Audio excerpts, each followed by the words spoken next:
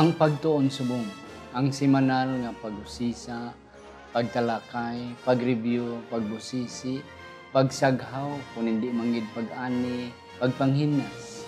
Sa aton leksyon sa eskwela sa Batika.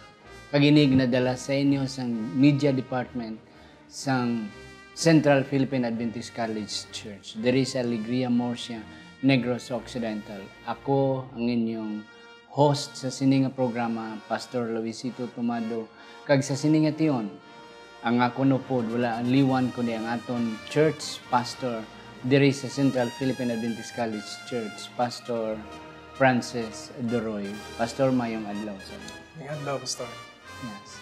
Pastor, aton man pasalamatan, ining aton mga kauturan sa likod sa aton camera. Kung wala ni sila, wala gini ang aton programa.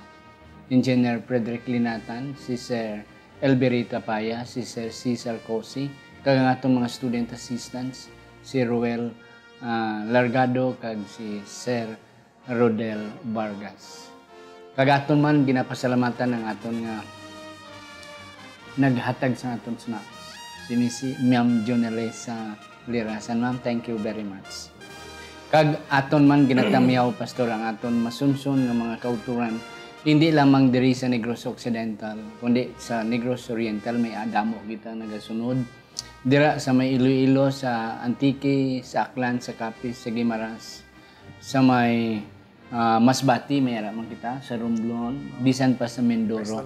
Kag sa Southern Mindanao, sa General Santos, kag sa may Coronadal cities. Sa South Cotabato, North Cotabato, Maguindanao, Sultan Kudarat, Sarangani Province, kag bisan pa sa Maguindanao.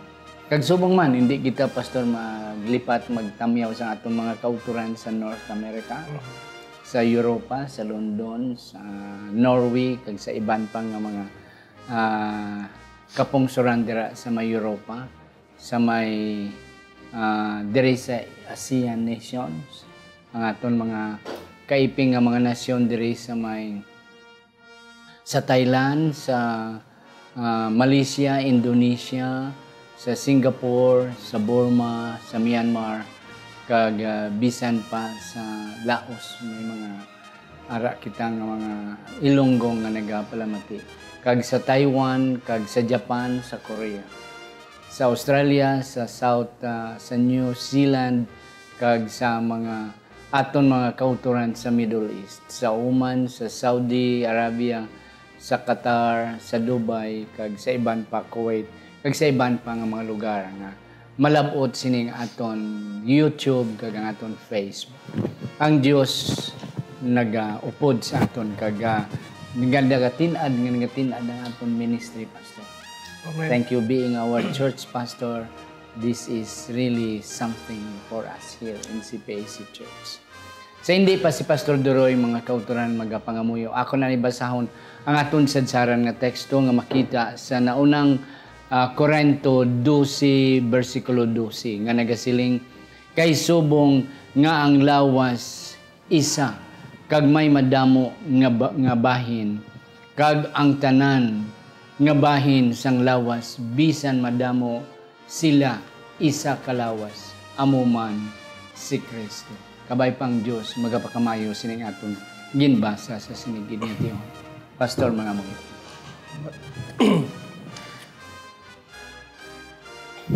Amay naman nga langit noon,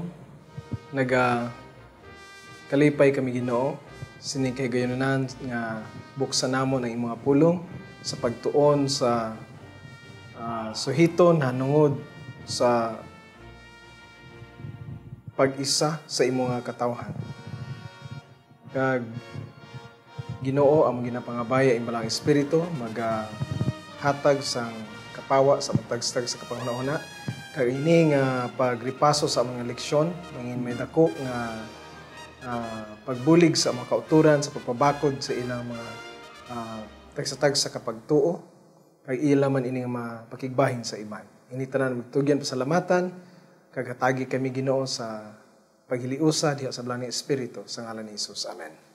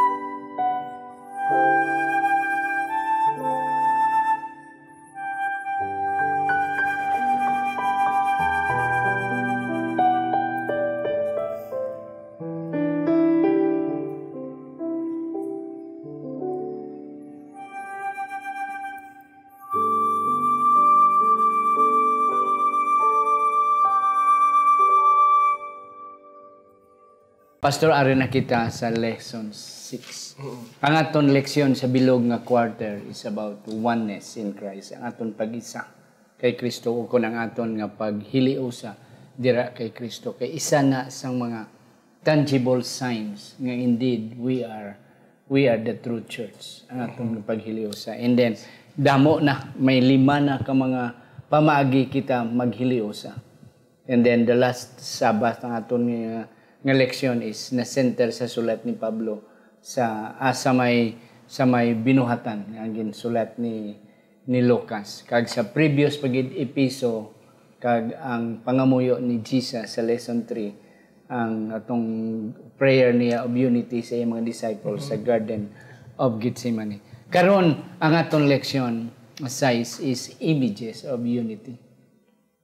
Sa Cebuano pang hulagway sang paghiliusa. Sa Ilonggo ang laragway sang paghiliusa. Gani pastor ang akon pamangkot, no. Nga ang images ang ginagamit, no. Nga ang hulagway. What's really the purpose of the author sa atong leksyon? Kag si Kristo gagamit sini nga mga pamaagi during his time sa Arisel sa Duta. Yes, pastor. Subong sa aton nga panahon, Doc, gagamit na gid kita sa mga PowerPoint presentations. So ang sa tion ni Ginoong Hesus wala man sila sina apang ang ila daw living PowerPoint, living slides.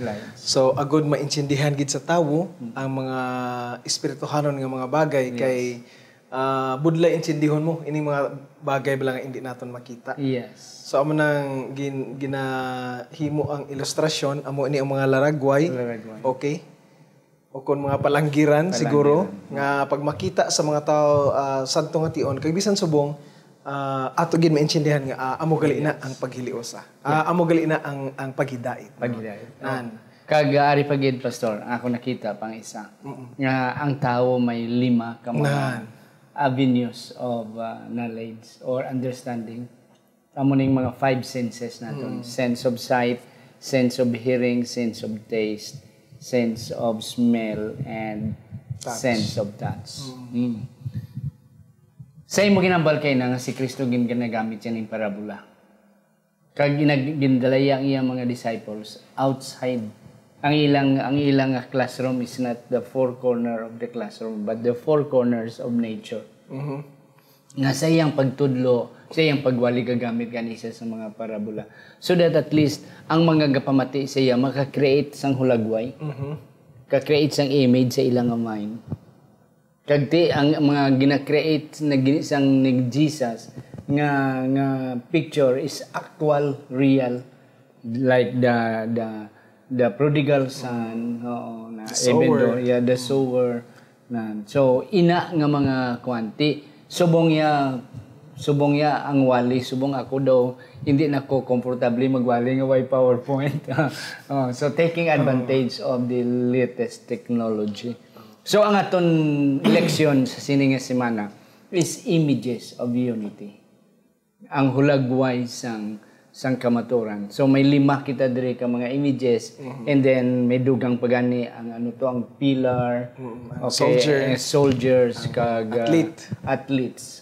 Those are metaphor or palaanggiran isang aton nga paghangop kapag insindi naton sang tuyo sang aton nga seleksyon sininga semana how we can attain unity as a church, as a people of God. So kadto kita sa aton naunang leksyon sa Sunday, the people of God.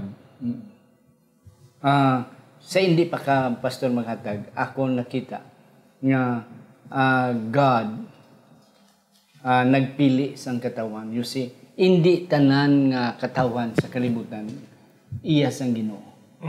Hindi tanan nga nasyon sa kalibutan ginpili sang Ginoo. Sang ligad nga semana kami ni Pastor Sarsusa, we were discussing about the predestination. Last time aton man topic ng predestination nga at before the world began, sa wala pa ka na tao, ginpili ka na sang Ginoo.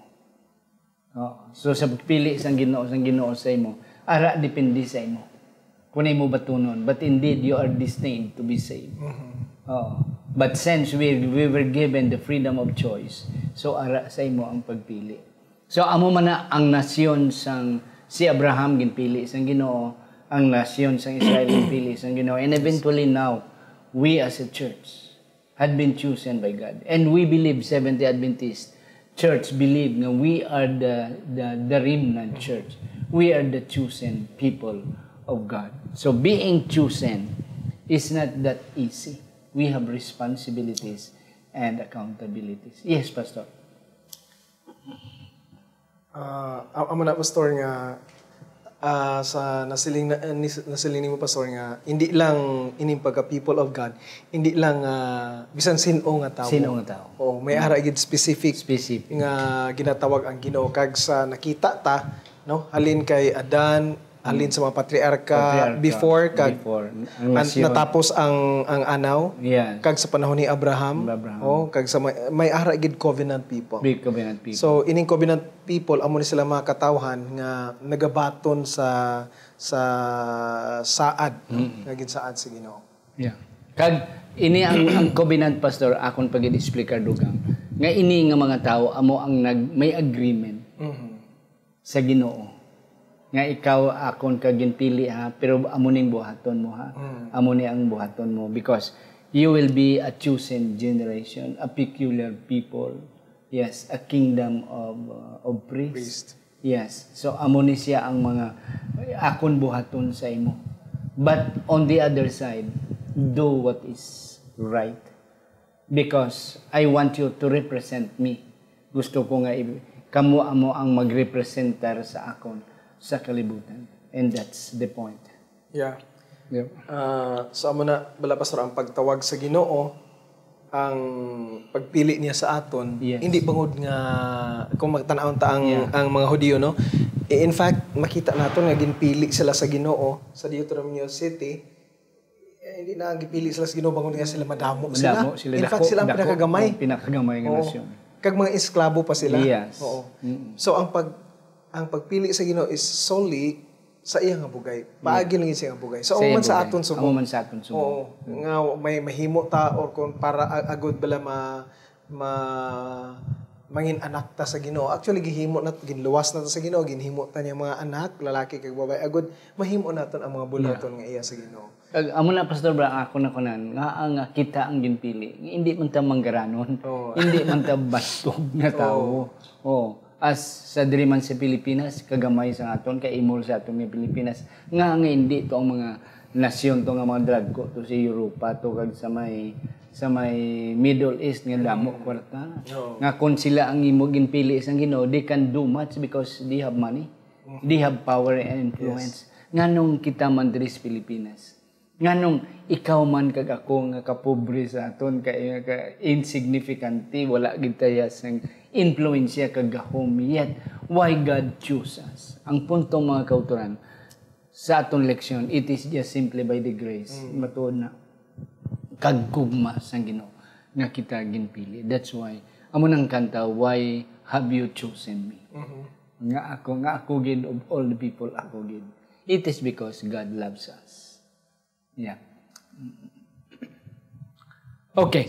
Gadto kita, Pastor. I don't know if you have something, if you have still more of the image one, the people of God. Nga kita ginpili, royal kingdom, so forth and on.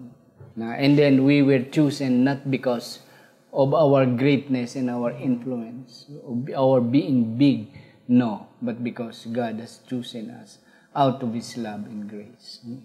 Kadto kita sa image number 2, Pastor, the household of God. Anong imo nakita dira, Pastor? So, ining household, ang duha ini ka punto diri, mga biyano, nagtuhoy ini siya, pagsiling nato nga household of God, duha ini, like isa ka balay. Yes. Nga balay gid kag isa ka katawhan. O kung maybe siguro pumuluyo sa balay, isa ka family. Yes, the inert, kung sa English pa, the inert image and the actual image. Yes. The alive image. The alive. When we see in earth, pareho sa mga butang, mga non-living, pero sang balay, sang bato, sang Kag non-movable. non-movable. Why the alive is like you and me, mga animal. So, ang punto di pastor nga ako nakita, nga ang metaphor, o kung ang palaanggiran, sang Ginoo, pareho sa building. May isa ko di pastor nga nakita. Okay. Aside from human karon ang mga building, nga ang bato bala, nga isa ka bilog, o gamay man kadako, kung isa ka bilog na ginatilutindakan lang na isang tao sa dalan, ginahaboy-haboy lang na. Pero kung imo na sila tipunon, madamo, makapatindog ka sa namin nga building.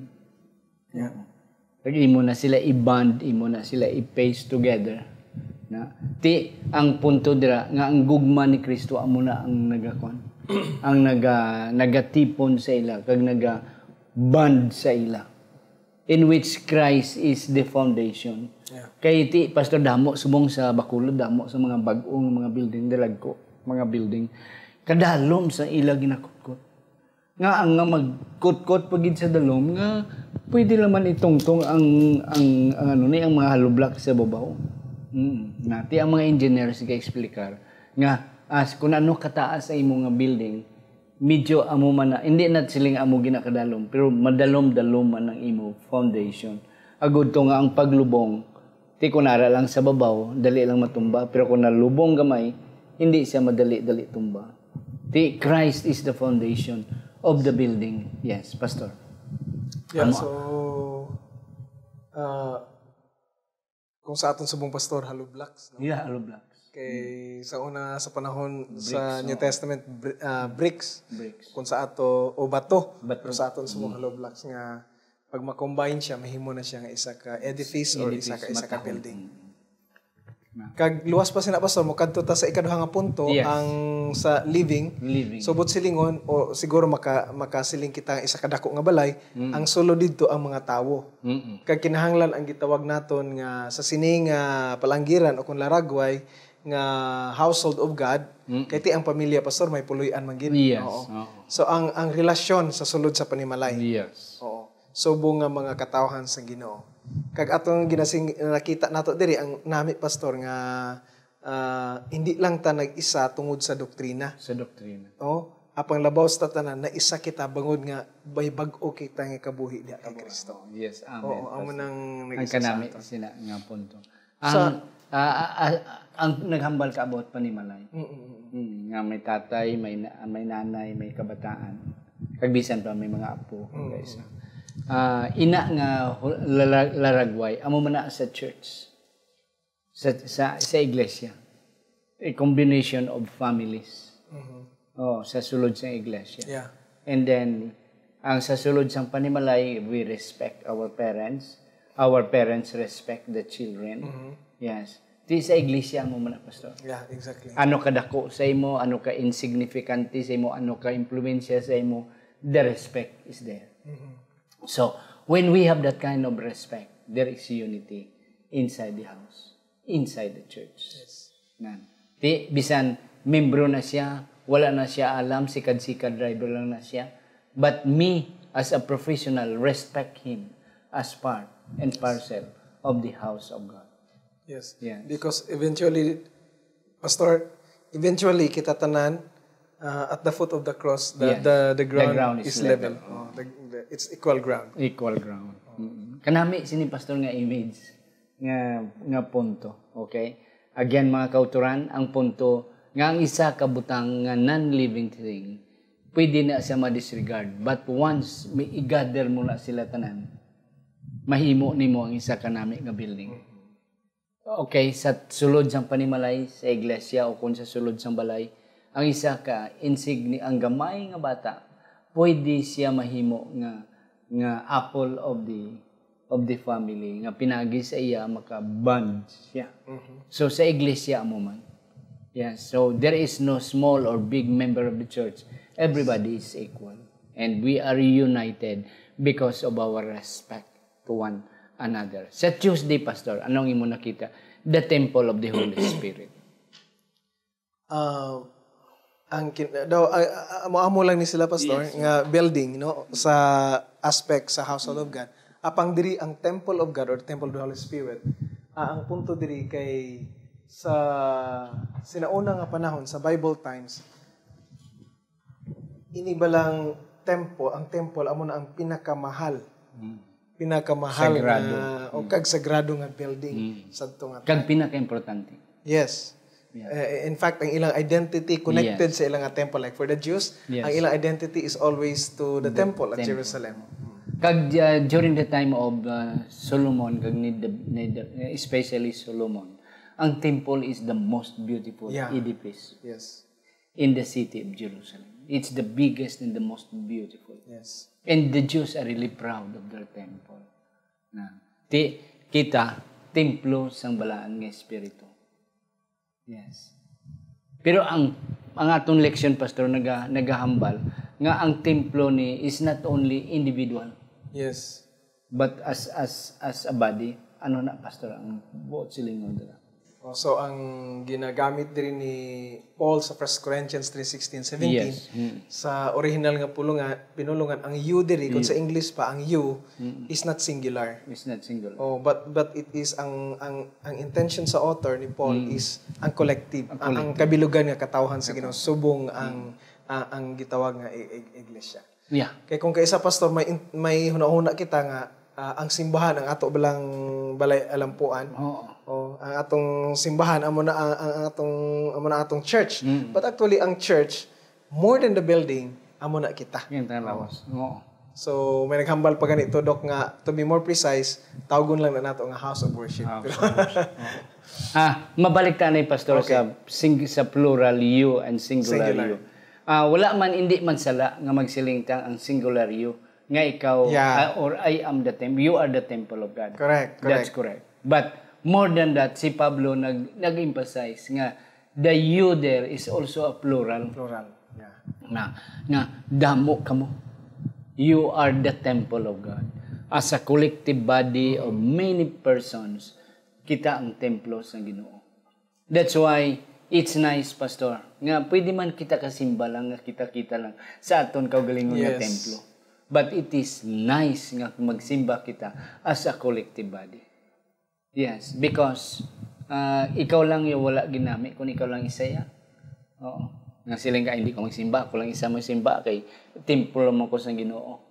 No, but being a corporate body is more meaningful nga magsimba kita sa Ginoo as a group, So amo nang ginatinguhaan gid siya pastor sa panulay nga may ara pag inaway kahisa kag pagbahin-bahin kag amo ni ang ginahimo sa kaaway agud maguba bala ang pagka-temple ang atong paghilio sa subong templo sa Ginoo. Kag isa pagid pastor, ang ako isa pagid ka punto before we will go to sa Wednesday natong election.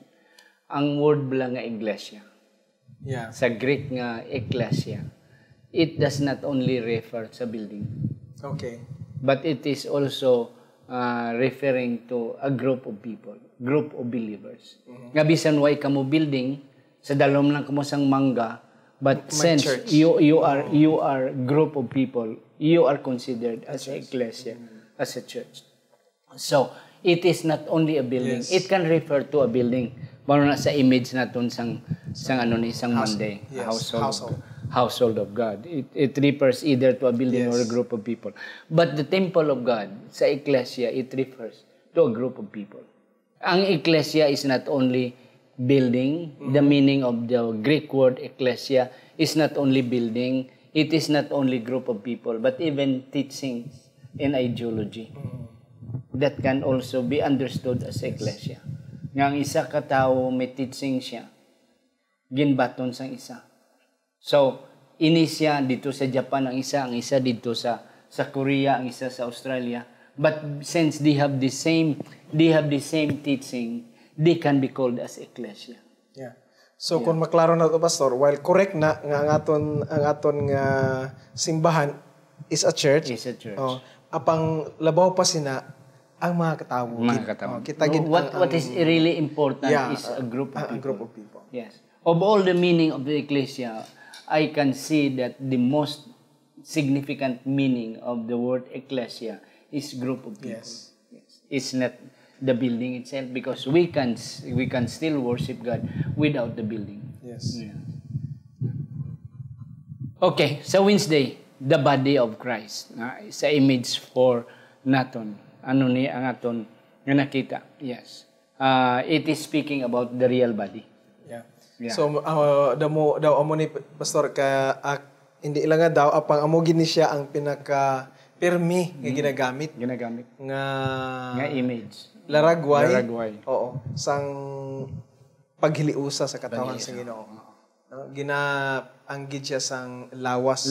Oo, sa isa ka tawo. Okay? Nga ang kamot lain ng obra, ang mata lain ng obra, ang ilong lain ng obra. Diversity, Yes. unity in diversity. Yes. Nga ang isa ka lawas, isa lang ang tuyo. And then, sa sini nga image 3, nga ang punto diri nga ang ulo diri amo si Kristo. Yes. That's gin-emphasize nga ni Pablo. Nga ang ulo diri amo si Kristo, kita ang lawas. So, ang iban sa aton tiil, ang iban sa aton kamot, helping hands, iban sa aton tagipusoon, iban sa aton mga internal organs nga naga-function as one. So, amo na ang isa ka laragway mga kauturan sa aton leksyon nga may unity kita. May paghiliusa kita as a body of Christ. Yeah. Yep. So, nadumduman ko pastor sa isa ka taga General Conference nga nakabisita diri sa CPAC. Okay, yeah. Ang siling niya utod nga ang isa sa daw threat, no? Threat sa Adventist subong or concern tagid challenge is the unity of the church. So, amo na, speaking of the challenge naton, one of the challenges naton sa iglesia is the unity of the church. Ang kanami lang sa aton, pastor, nadumduman ko, ang kanami sa aton, kay kita nga mga Adventista, tungod sa aton doktrina, kag kamaturan nga atong ginakaptan, that makes us united even nakadamo kita struggles nga magyan. But because of the doctrine we have, not much of our leaders. Kaya nga atong mga leaders, come and go lang na sila. Okay? Sa General Conference, 5 lang katuig. Lain naman ang presidente sa atong mga union kag mga institutions, 5 years lang. If not of the truth nga aton na dakpan kag sa doktrina, siguro divided na kita. But other religion, ang ga-unite sila is their leader. Kaya ti ang ila leaders, mga hierarchical mo. When you say hierarchical, hindi sila lifetime na. Hindi sila Islam. Kung hindi sila mapatay. Yes. Kaya ilang mga leaders, Doc, very charismatic.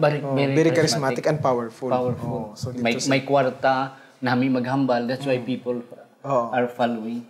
But not much of the truth of the doctrine nga ilang kwan. Basta gigasunod lang sila sa tao, okay na.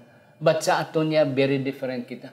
We follow not necessarily our leaders, but because of our doctrine, ang kamaturan. Nga bisan sino aton leaders, the truth is there. We still unite and stick together as one. Why ginagikita time, Pastor?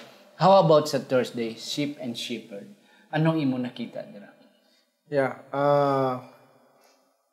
Abi ang sheep and shepherd, hindi na kani siya common na to. Subong pastor pero sa panahon ni Jesus sa Bible times, this is very important, no? Nga ang mga tao ang katawhan sa Ginoo, bisan pa in the Old Testament daw ginatawag sila nga mga panong sa Ginoo. So ang shepherd walay liwan kundi ang Ginoo. Yeah. Kag sa aton nga set up subong ang mga leaders nato mga under shepherd. Yes. So ang punto diri Doc nga kung kaisa daw dita namian bala nga daw anggid sa mga sapat o kung sa kaniro. Apang amo nang kamatuoran. Nga dali lang gid ta matalang bala. So kinahanglan kita sa pagtuy-tuy sa aton nga shepherd nga walay liwan ang aton nga Ginoo. Yeah. Namduman ko may wali ko, Pastor, sa Psalms 23. Okay. Inabalang, the Lord is my shepherd. Kagakon man ang ginadala sa ako ng klase. Labi na sa pastoral ministry class. You see, ang shepherd, kundi amo si Kristo. The Lord is my shepherd. Di kung siya ay wala sing nakulang sa ako. Nga aman nga amo na ang senaryo kay sa tanan gali nga mga sapat ang karnero amo ang dolain balaya pinakanubo og IQ. Oo, pinakanubo IQ. Hindi sila kabalo ang mga ido kag mga karabaw. Pabayaan mo na sila, baka mabuhi na sila yan. Pabayaan mo lang. Pero ang sheep hindi. Kaya hindi sila kabalo, wala sila sang instinct to find kundi ng tubig. Pero ang ido kag mga iban nga sapat kabalo sila. Mapangita nila kundi ng tubig. Pero ang karnero hindi. That's why they are dependent upon the shepherd. And then ikadua, they are loving. Sa tanan nga mga sapat, ang ido loving man because ang ido ginakabing nga man's best friend. Pero why gid sa makadaog sa kalabing sang mapinalanggaon sang karnero. Pero may gina sila gasuhot sa tiilan sang shepherd. Kagapalapit gina sila. Basta makilala nila nga ilang shepherd. Pero on the other side, dependent man sila. Totally dependent. Nga kung ang shepherd hindi magdulong sila sa ilamon, hindi na sila kakaon. Mapatay lang na sila. Yeah, so amo na ang relasyon sang shepherd kag sang sheep kag shepherd. Kag ang sheep hindi na sila makabalo mag-protect sa ilang huglingon. They don't have the horn o the strength nga mag-fight back. They are totally dependent upon the shepherd. That's why amo na sa Psalms 23, thy rod and thy staff, they comfort me. Basta makita lang na sang karnero nga may sungkod ka, they are happy na sila. They can feel the sense of protection. So amo na, Pastor, ang relasyon. Nga without the shepherd, the sheep will go astray. The sheep will die eventually. But when there is the shepherd, ang shepherd man, nanamian man kay ang iyang karnero gapamati. Isa pagid ka punto sang karnero. Ang ila lang nga tingog sang ilang shepherd, ang ilang masunod. Magtawgo na sila sang iban nga mga tingog, hindi na sila magpati. Pero kung ila tingog sang ilang amo, sang ilang shepherd, they will really come. Sunod sila. So paano ta ina Dok ma-apply sa aton nga presente nga nga sitwasyon? So amo na, Pastor, nga ang Ginoo kita mga shepherd, mga sheep, mga karnero kita. We have to bond together, but we only know one voice. One doctrine. One shepherd, and that is Christ. And then ang iyang tingog, Dok, is it correct to say nga ang iyang tingog amo na ang tingog sa balaan nga espiritu paagi sa iyang mga pulong? Oo. Na isa man na sang imagery sang unity. Nga we are united as one, and may shepherd kita, we love each other. Kay seldom nga ang duha ka karnero mag-away. Nakita mo sa iban nga sapat, manok ya away ginadayon, sampukanay gina, ido away ginaya. But seldom you can see sa karnero nga nag-aaway sila. It is not the usual thing of the sheep nga mag-away. Hindi nila kinaugali. Hindi nila kinaugali. Ang iban niya nga sapat ya, bag-op lang kita na away dayon. Sungayay dayon ang karabaw. Sungayay ginaw. Bisan wala pa gani babayi, basta kay duwa ka turo, away ginadayon. So ang karnero ya, it's not. It is instinct in their life nga maghiliusa dayon. Kag magband dayon. Kanami nga imagery. Kanami imagery. Salamat sa katahom sa imong mga explanation, Doc. So, amo na mga kauturan nga kabay pa nga aton ininahangpan. Last word, Pastor. Ang siguro, Doc, ini bang sheep ug shepherd kay perminisyon naton gani gina-memorize naton ang Psalm 23. So ang gisiling diri sa aton nga leksyon nga ang punto diri sa sheep ug shepherd nga relationship sa ginsiling mo Yes. Doc, nga ang isa ka karnero ang iyang paglapit gid sa shepherd, ang proximity niya. Yes. Kag nga sunod gid siya sa tingog sa shepherd. Amo ni ang submission bala kag Yeah. obedience nga dapat man makita nato. Yeah. So kung ari ni sa aton mga auto no subong individual nga sumulunod sa Ginoo kag corporately o kung collectively, then may ara kita ginatawag nga paghiliusan. Yeah.